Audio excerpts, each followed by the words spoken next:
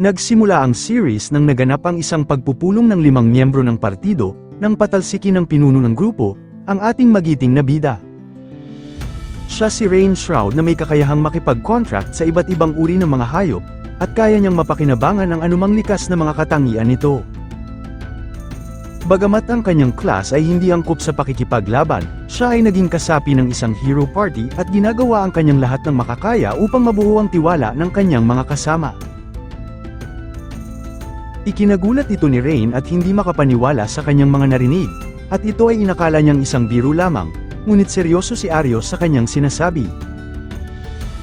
Samantalang matapang na sumagot si Lian, ito ay dahil sa wala siyang silbi at puro pabigat sa kanilang grupo, at dagdag pa ni Arios siya ay hindi man lang magawang makapalag sa kalaban, kaya pati ang kanyang mga kasama ay tuluyan ang napapahamak.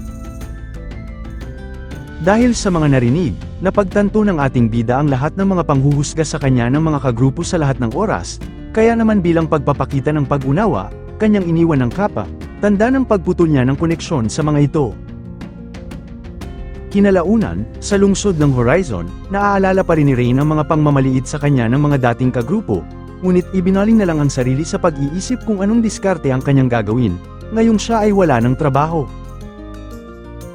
Samantala, ilang mga bata na kanyang kakilala ang lumapit at humiling na makipag-contract sa isang agila, habang si Rain ay gumawa ng panandaliang kontrata at utusan itong bumaba at batiin ang mga bata. Pagkatapos mapasaya ang mga bata, ay agad din niyang pinalaya ang agila, habang ang mga ito ay gustong maging isang ganap na beast tamer balang araw. Bagamat ayaw ng mga bata na maging isang hero, sa kadahilanang mababa ang tingin sa kanila ng mga ito, kaya naisip ni Rain na ganun na lamang ang pakikitungo ng mga merchant sa tuwing siya ay bibili dahil sa ugali ng mga dating kagrupo. Matapos ng mga ilang sandali, napagdesisyonan ni Rain na maging isang adventurer malayo sa kanyang dating layunin na talunin ng Demon Lord, kaya naman siya ay agad na nagtungo sa guild at kausapin ang isa sa mga receptionist na si Natalie Bro. Ipinaliwanag ni Natalie ang mga sistema at mga basic info sa pagiging isang adventurer, at nang tanungin ang kanyang class, nag-alala si Natalie nang marinig niya na si Rain ay isang beast tamer, ngunit ang ating bida ay buo ang kumpiyansa sa kanyang bagong larangan. Upang isang maging ganap na adventurer, si Natalie ay inutusan si Rain na pumatay ng 10 goblin bilang bahagi ng pagsubok sa pagpaparehistro sa guild. Gamit ang isang squirrel, natuntun niya ang mga goblin at sinumulan niyang atakihin at pagpapatayin ang mga ito, dahil dito, siya ay nakakolekta ng mga magic stone.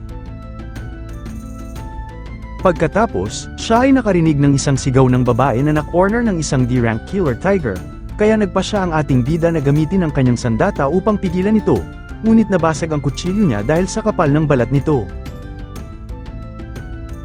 Dahil sa kanyang pag-atake, ang tigre ay nagsimula siyang puntiryahin, habang ang babae ay tumalo ng mataas at nasaksihan niya ang ginawang pagsipa nito sa halimaw na nagpabagsak dito. Habang si Rain ay namangha sa ginawa ng babae, at nalaman niya na ito ay mula sa cat tribe, isa sa mga bibihirang lahi ng mga tao na may kakaibang lakas. Ngunit nang dahil sa kapaguran, ang babae ay nawala ng malay, sa kadahilanang ito ay wala pang kain ng ilang araw, kaya naman binigyan ito ni Rain ng tinapay. At pagkatapos ang babae ay nagpasalamat at kanyang ipinakilala ang sarili bilang si Conade, habang si Rain ay nagpakilala din, at natanong niya na kung bakit ang isang endangered na lahi ng cat tribe ay mag-isang naggagala sa kagubatan. Sinabi ni Conade na dahil sa pagkayamot siya ay nagpas siyang maglakbay, at nang kanyang makatagpo si Rain siya ay agad nakaramdam ng pagiging komportable sa ating bida. Pagkatapos magkapalagayan, nakwento ni Rain ang nangyari sa kanyang pag-alis sa party ng mga heroes, na ikinagalit naman ni Conade, dahil para sa kanya ang ating bida ay isang napakabuting tao. Natuwa si Rain sa pag-aalala ni Conade sa kanya, at siya ay nagpapasalamat pa rin dahil wala na ito sa dating grupo, sapagkat wala lang din mabuting maidudulot kung siya ay patuloy pa rin sa dating partido. Sa hindi sinasadya na gawang mahaplos ni Rain ang ulo ni Conade, na nagustuhan naman ito, at tila nag-e-enjoy sa bawat hagod ng ating bida. Pagkatapos ay hiniling ni Conade kay Rain na siya ay e-tame nito, bagamat nung una ay may pag-aalinlangan si Rain kung ito ay posible, ngunit nararamdaman niya na gusto niyang mas makilala pa si Kaneda. Habang naghahanda ang ating bida sa gagawing contract kay Kaneda, sinabi ng dalawa ang kanilang mga pangalan tanda ng pakikipagkasunduan sa kanilang bagong samahan, at sa ilang sandali lamang, ang proseso ay naging matagumpay. Habang ang dalawa ay naghahanap ng mga halamang gamot para sa requirements ng registration sa guild, gumamit si Rain ng mga kuneho sa pamamagitan ng short-term contract para magkolekta ng mga damo. Nagulat si Kaneda dahil nagagawa ni Rain na makipag-contract sa madaming hayop ng sabay, at sa ganitong pagkakataon hindi makapaniwala si Kaneda, sapagkat si Rain ay dapat naabot na ang kanyang limitasyon. Pagkalaon, isinubmit na ni Rain kay Natalie ang mga item na kanyang nakuha, at siya ay nakatanggap ng 50 copper coins bilang gantimpala.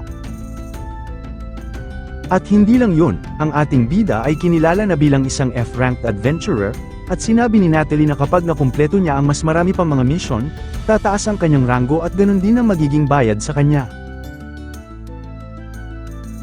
Pagkatapos ng paghihintay ni Kaneda, sinabi ni Rain na isa na siyang opisyal na adventurer, at masaya si Kaneda dahil siya ay magiging parte ng mga misyon ng ating bida. Ngunit isang lalaki ang lumapit at nagpahatid ng interest kay Kaneda, dahil ito ay isang cat spirit, agad naman na tumanggi si Kaneda, sapagkat siya ay nakakontract kay Rain at ito ang kanyang master. Tumawa ang lalaki at sinabing imposibleng matame ang isang cat spirit dahil isa itong ultimate species, kaya naman hinamon si Rain ng lalaki sa isang punong braso, at si Kaneda ang magiging pusta. Pumayag sa hamon ng ating bida, bagamat si Rain ay nag-aatubili, laking gulat niya nang mabilis niyang natalo ang kalaban. Dahil sa nangyari, dumating si Natalie at agad na humingi ng pasensya sa dalawa, sapagkat ang lalaking ito ay maraming mga kalokohan, kaya't sa tingin nila ay nararapat na itong suspindihin. Ngunit biglang nagtanong si Natalie kung paano napaamo ni Rain si Kaneda dahil isa itong ultimate species, habang ang dalawa ay parehong natakot, at agad din naman na nag-sorry si Natalie sa kanyang ikinilos. Ipinagtataka ni Rain kung bakit siya ay lumakas ng tuluyan, at ipinaliwanag ni Kaneda na ito ay resulta ng kanilang naging contract, kaya't naging isa ang kanilang mga lakas. Samantala, excited pa naman si Kaneda sa kanilang magiging bagong misyon, ngunit siya ay nabigo ng pangungulekta na naman ng halamang gamot ang kanilang gagawin. Nang habang patuloy ang dalawa sa pagkukuha ng mga halamang gamot, si Kaneda ay nakarinig ng isang malayong sigaw at nang kanila itong puntahan, nakita nila ang isang matanda na napapalibutan ng mga bandido. Kaya naman nagplano si Rain na sagipin nila ang matanda, nang sila ay lumapit at biglang umatake, sinuguro ni Kaneda ang kaligtasan ng matanda habang si Rain ang bahala sa ilang mga bandido. Habang pinapanood ni Kaneda si Rain, siya ay namamangha dahil nakakaya nitong makontrol ang bago nitong lakas, at kasabay nito ang biglaang pagbilis ng puso ni Kaneda sa ating bida. Nang matapos si Rain sa pakikipaglaban, napansin niya na namumula ang mukha nito, habang si Kaneda ay pasimpleng pumunta sa matanda. Samantala, ang matanda ay nagpasalamat sa pagtulong nila, at sinabi na siya ay umupa ng isang grupo ng adventurer para sa kanyang proteksyon, ngunit ang mga ito ay iniwan siya nang makaharap ang mga bandido. At nag-aalala ang matandang lalaki sa kanila na maaaring maghihiganti ang mga Ebon Fangs dahil sa nangyari, kaya naman nagpasya si Rain na harapin ang mga natitirang miyembro ng mga bandido. Nang matunto nila ang kuta ng Ebon Fangs, si Rain ay nakipag-contract sa isang RB na may kakayahang makapagparalisa ng biktima nito, at ipinaliwanag ng ating bida na siya ay may alam din pagdating sa pagpapaamo ng mga insekto, habang si Kaneda ay lalo pang nagugulat sa kanyang nalalaman. Sa kabilang dako, sina Mina at Lian ay kagagaling lang tumakas sa mga bandido at iniwan ng matanda, at ang kanilang pagkadismaya ay ibinuhos nila sa bagong kasama nilang Beast Tamer. Depensa naman ng Beast Tamer, na masyadong komplikado ang mag-tame ng higit sa 20 hayop, ngunit si Lian ay hindi naniwala at lalo pang sinisi ang kasama sa kanilang pagkabigo. Pagkatapos ay pinagbantaan ni Lian ang kanilang kasama dahil sa pagiging walang kwenta nito, at agad na tumakbo ang Beast Tamer papalayo, ngunit sa loob ni Lian siya ay tumatanggi na maniwala na si Rain ay isang napakagaling at para sa kanya isa lamang itong basurang Beast Tamer. Sa kabilang banda, si Rain ay nagsimulang nakipag-contract sa mga RVs at inutusan ito na atakihin ang mga natitirang mga miyembro ng mga Ebon Fangs, habang si Kanade ay dumating kasama ang mga ilang adventurer para sa karagdagang puwersa. Habang busy ang mga reinforcement sa pagdakip sa mga bandido, 3 nakawalang King Lizards ang nagwala at umatake sa mga Ebon Fangs, ngunit si Rain at Kanade ay nagpasyang harapin ang mga ito. Gamit ang pinagsamang lakas ng dalawa, kanilang matagumpay na natalo ang mga halimaw, at sa kanilang paglabas sila ay pinuri ng mga kapwa adventurer. At hindi makapaniwala si Rain sa mga kanyang natanggap na papuri, at naalala niya ang nagawang pagtakwil sa kanya sa dating grupo, pero hanggat kasama niya si Kanade, magagawa niya ang lahat, at ang ating bida ay nagpasalamat sa kanya. Matapos nilang mahuli ang mga Ebon Fangs, si Rain ay na-promote mula F-rank hanggang E-rank at sila ay binigyan ng malaking bayad dahil sa kanilang mga kabayanihan. Nang kinagabihan, pagkatapos mag-celebrate para sa kanilang tagumpay, masaya si Kanade dahil maayos ang kanilang tutulugan ngayon. Ngunit nagulat si Rain dahil silang dalawa ay sinadyang pagsamahin ng tagapangasiwa ng inn sa isang kwarto, at ito ay sabay ding nagbigay ng go signal sa ating bida. Sa kabila ng pag-aalinlangan ni Rain bilang paggalang kay Kanade, siya ay pinigilan nito dahil ito ay kanyang kasamahan at lubusang pinagkakatiwalaan, kaya hindi niya hahayaang matulog si Rain sa labas ng silid. Nang pumayag na ang ating bida na magbahagi sila sa iisang kwarto, habang sila ay natutulog na, naiisip ni Kanade kung gaano siya kaswerte na natagpuan siya ni Rain. Nang makalipas ang 1 linggo ng kanilang masayang pamumuhay bilang adventurer, sila ay nakatanggap ng quest mula sa guild, na may isang malakas na nilalang na naghahamon sa Stride Bridge sa sinumang dadaan dito. Kaya naman si Natalie ay hinikayat ang ating bida, na tanggapin ang nasabing quest kapalit ng 5 gold coins, sa sinumang makakatalo sa malakas na nilalang sa Stride Bridge. Nang marinig ang gantimpala, agad na pumayag si Rain at nagtungo sa tulay kasama si Kanade. Bagamat si Rain ay napapaisip dahil ang kanilang mga nakausap ay tahimik sa pagkatalo, kaya naman wala siyang impormasyon patungkol sa kalaban. Habang si Kanade ay naaaliw sa tulay, nakita niya ang isang red dragon na lumilipad sa kanilang itaas, at nang ito ay lumapag, nagulat sila nang biglang nagbago ng anyo ito bilang isang dragon girl. Nang makumpirma ni Rain na siya ang nasabing guard dog ng Stride Bridge, ang babae ay nagpakilala bilang si Tanya at siya ay isang dragonoid na nagsasagawa ng pagsasanay gamit ang tulay na ito. Pagkatapos, hinamon ni Tanya ang dalawa sa isang duelo, kahit na si Rain ay nag-aalinlangan, sila ay pumayag pa rin at tinanggap ang hamon kahit na isa itong ultimate species. Nang magsimula ang laban, humanga si Tanya kay Rain dahil sa nagawa nitong magdepensa sa kanyang pag-atake, ngunit ito ay bumuga ng apoy na ikinasunog naman ng buntot ni Kanade. Dahil dito, nakipagsabayan si Kanade kay Tanya at si Rain ay namangha sa kanilang bawat palitan ng mga atake. Nang sinubukan ni Rain na atakihin si Tanya, sila ay nahuli nito at ibinato sila sa ere. At pinasundan nito ng pagbuga ni Tanya ng apoy sa kanila, ngunit nagawa ng dalawa maiwasan ang kanyang atake, at bumilib si Tanya sa kanilang nagawang pag-iwas. Dahil sa kalakasan ni Tanya, si Rain ay may naiisip na plano at ipinaubaya muna ang laban kay Kanade, habang ang ating bida ay mabilis na gumawa ng kontrata sa isang ibon at hiniling nito na tawagin ang kanyang mga kaibigan. Habang ang dalawa ay patuloy sa sagupaan, pinalitan ni Rain si Kanade sa laban, at gamit ang mga ibon, inatake nila si Tanya hanggang sa ito ay manghina at hindi na makakilos. Dahil sa nangyari, walang kaalam-alam si Tanya na ang mga ibon na umatake sa kanya ay may mga lason sa kanilang mga balahibo na kayang magparalisa ng biktima, at ito ay pinaliwanag ni Rain sa kanya.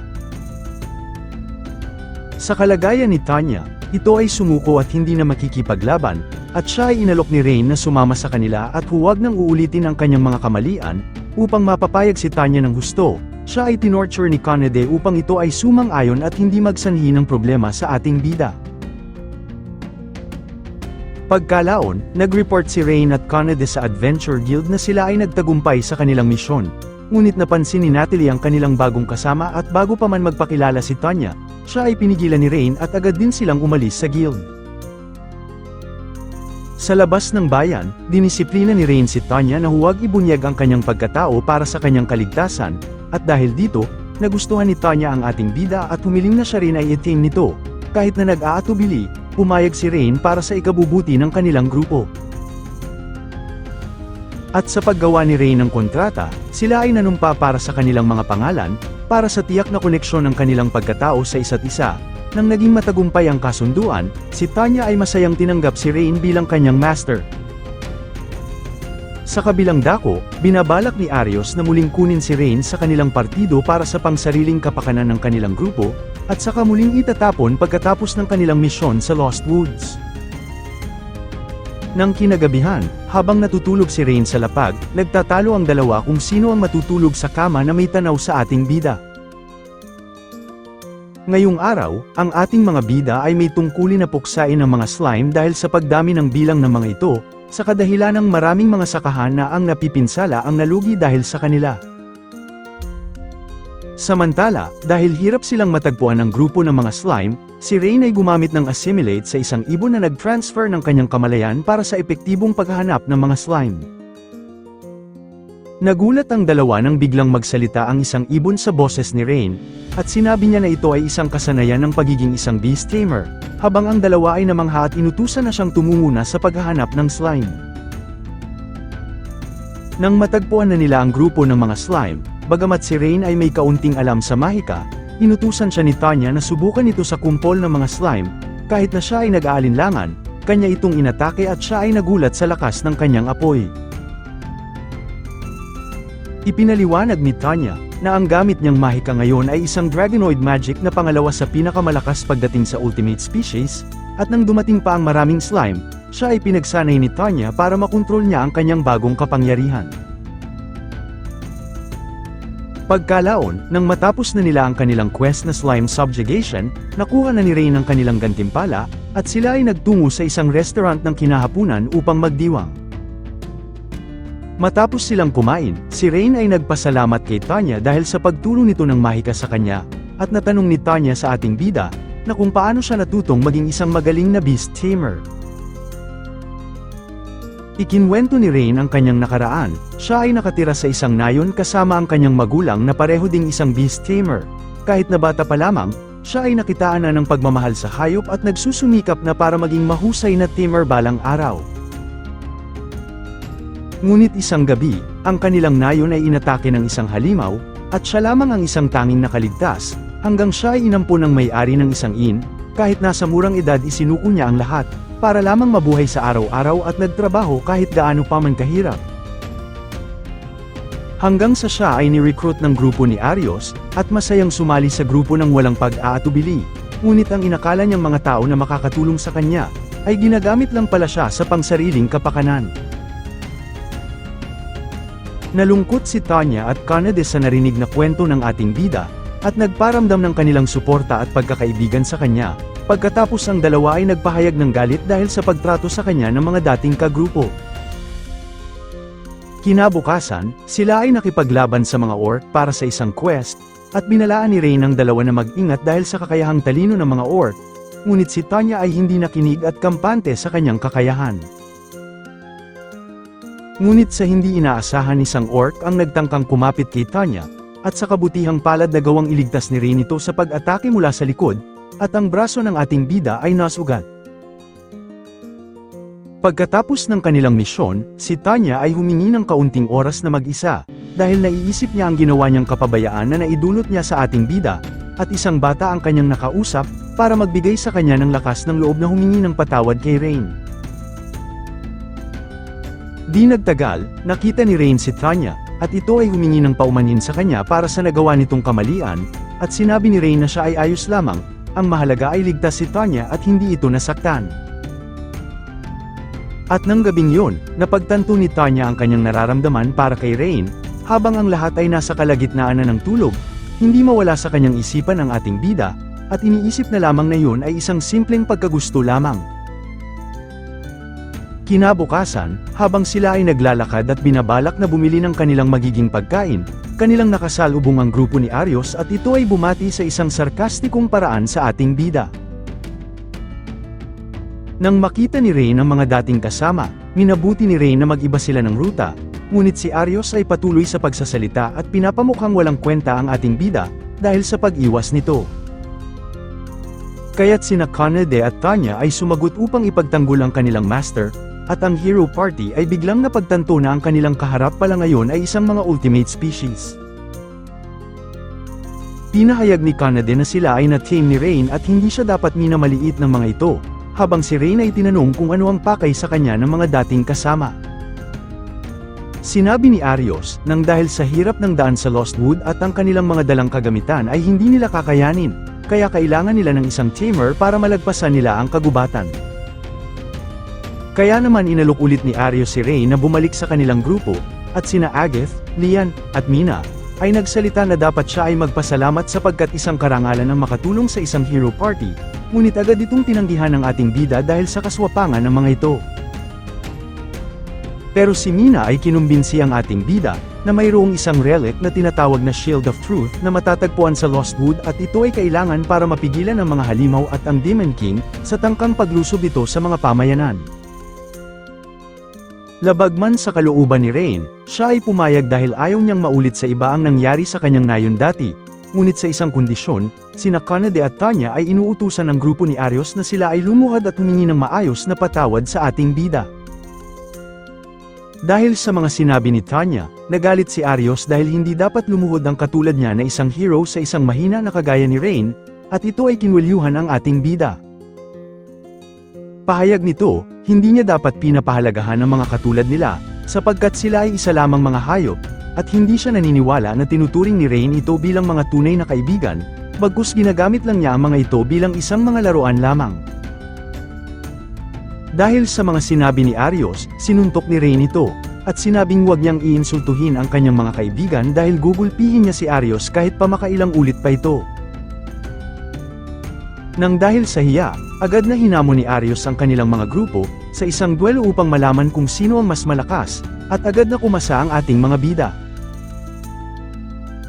Nagsimula ang laban kay Kanade at Agathe, habang si Agathe ay masaya dahil may pagkakataon na siya na makalaban sa isang ultimate species, ngunit agad na sumugod si Kanade at nagpakawalan ng isang malakas na sipa, at nagpasunod ng mabibilis na suntok sa kalbo. Dahil sa tindi ng pag-atake ni Kanade, walang ibang choice si Agathe kung di mag-counter ng kanyang Brimstone Slash, ngunit madali itong napigilan ng ating bida.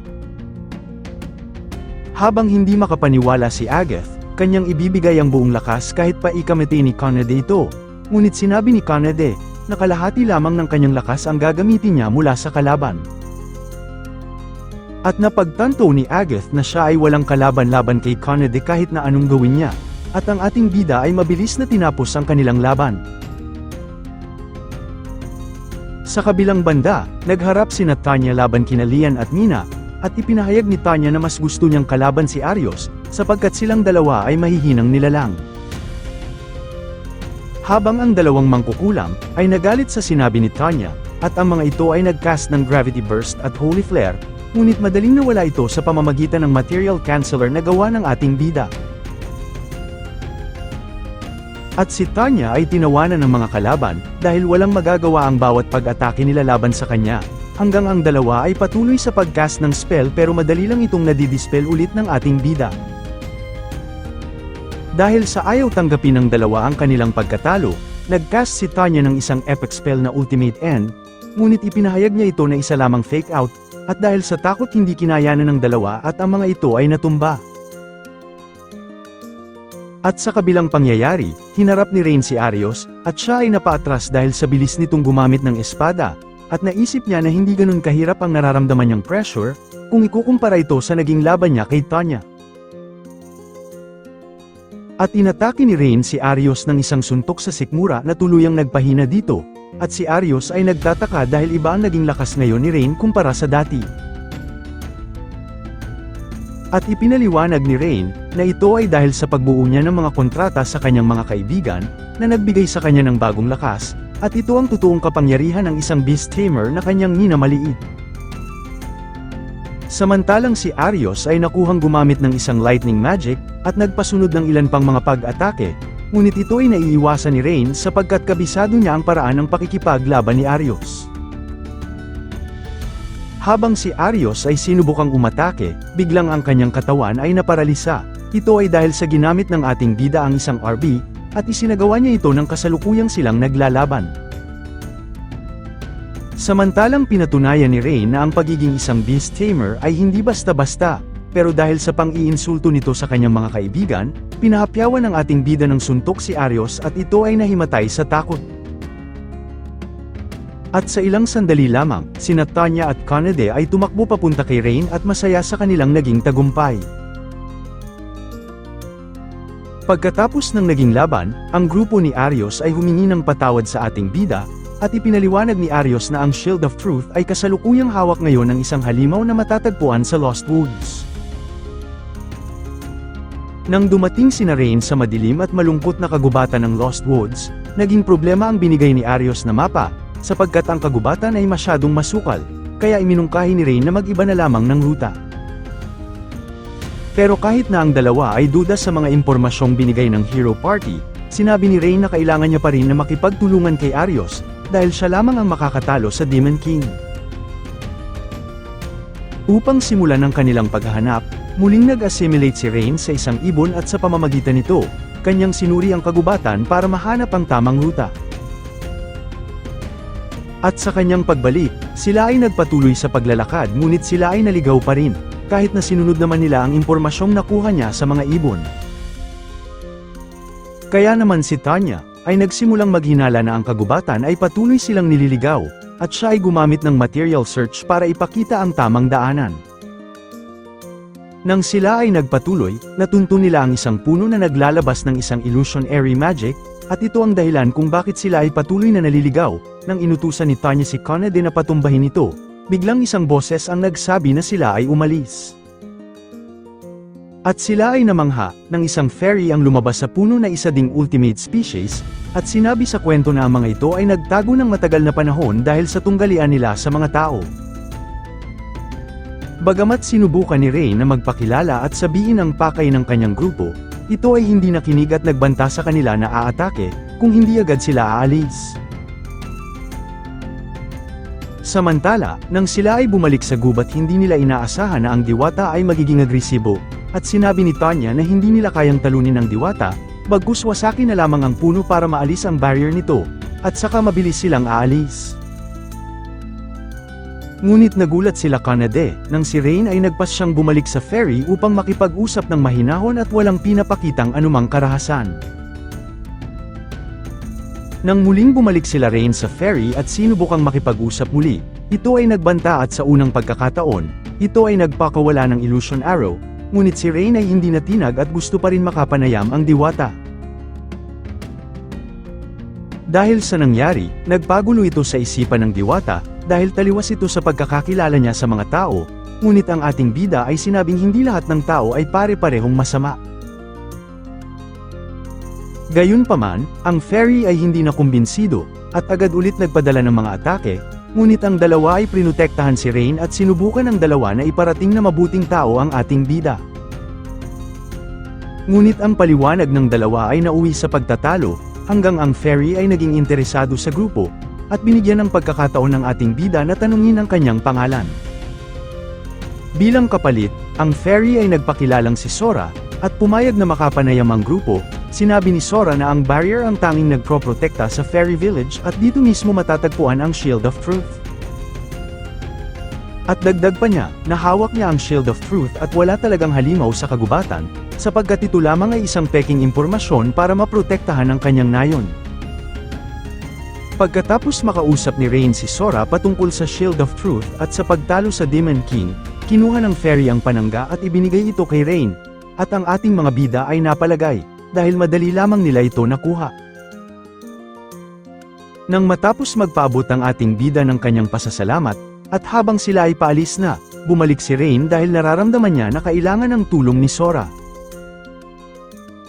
Kahit na nag-aalangan na magsabi si Sora, kanyang sinabi ang patungkol sa kapatid na si Runa, at isang araw nang sila ay nagtungo sa labas ng barrier, kanilang naengkwentro ang isang kaanib ng Demon King, at ang kanyang kapatid ay nagawang kunin ito. Sinabi ni Rain, na ang kanilang naengkwentro ay isang Shadow Knight, bagamat ang halimaw na ito ay madaling matalo sa pisikal na atake, ito naman ay matalino at hindi tinatabla ng magic attack. Kahit na si Sora ay humingi ng tulong sa kanilang nakatatanda, ito ay tumanggi, sapagkat mas iniingatan ito na malagay sa panganib ang mas marami pang buhay. Nang marinig nila ang pakiusap ni Sora, sinabi ni Rain, na kahit gaano man kadelikado siya ay kanilang tutulungan, at nangako ang ating bida na tatalunin nila ang Shadow Knight at ililigtas niya ang kapatid niyang si Runa. Dahil sa suportang binigay kay Sora, siya ay nagkaroon ng pag-asa, at niyakap at umiyak sa ating bida. At dito natatapos ang ating unang recap. Kung nagustuhan ninyo ang ganitong anime, like and subscribe. Hanggang sa muli, paalam!